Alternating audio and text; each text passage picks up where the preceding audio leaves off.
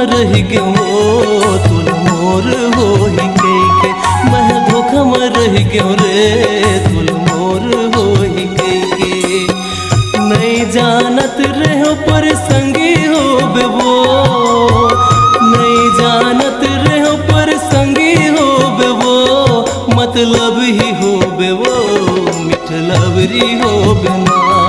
मतलब ही हो बेबो मिठलबरी हो बिना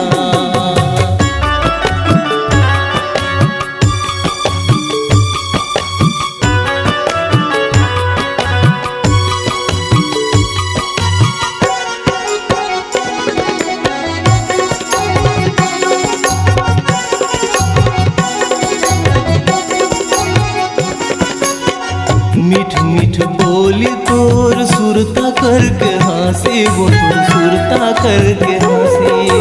माया जब ले छोड़े रानी माया हो गे फांसी वो मोर माया हो गे फांसी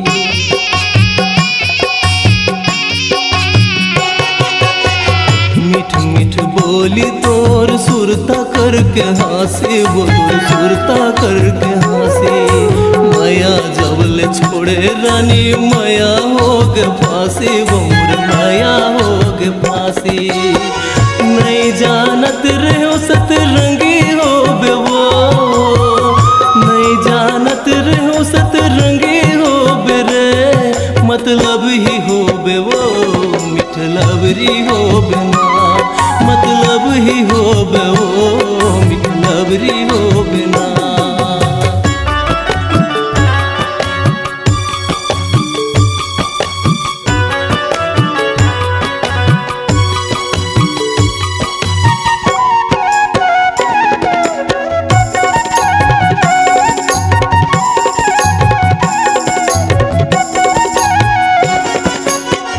नहीं जानत रहो ऐसे रंग दिखावे वो ऐसे रंग दिखावे मयम जहर घोरे रानी मिठ मिठ गुठियावे वो मोर जीवेला जलावे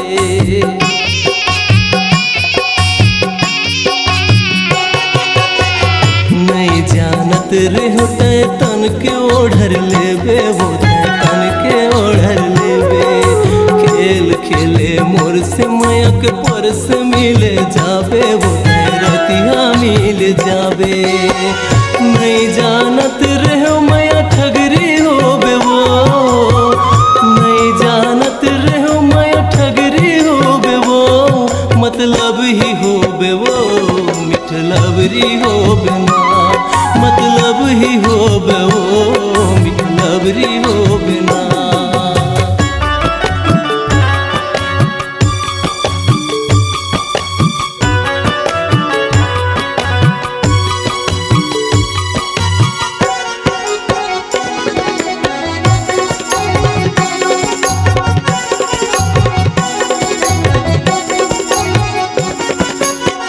दरिया के पार ला तुल बैठे बैठे देखो वो तुल राही कई के जो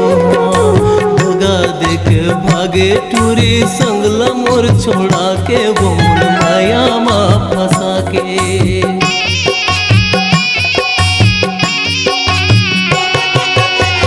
दरिया के पार ला तुल बैठे बैठे देखो वो तुल राही कई के जो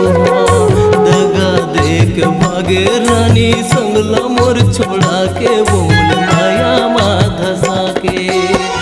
नहीं जानत रहो सतरंगी हो बेबो नहीं जानत रहो सतरंगी हो बेरे मतलब ही हो बेबो मिठलबरी हो बिना मतलब ही हो बेबो मिठलबरी हो बिना नहीं जानत रहो पर संगी हो बेबो नहीं जानत रहो पर संगी हो बेबो मतलब ही हो बेबो मिठलबरी हो बिना मतलब ही हो बेबो मिठलबरी हो बिना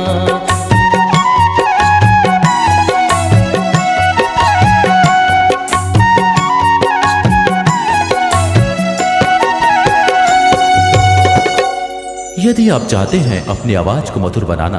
गीतों को साजों से सजाना, चले आइए Swar Darpan multi track digital recording studio, Rani Tarai Patan, जिला दुर्ग। और मोबाइल नंबर है 7389407518।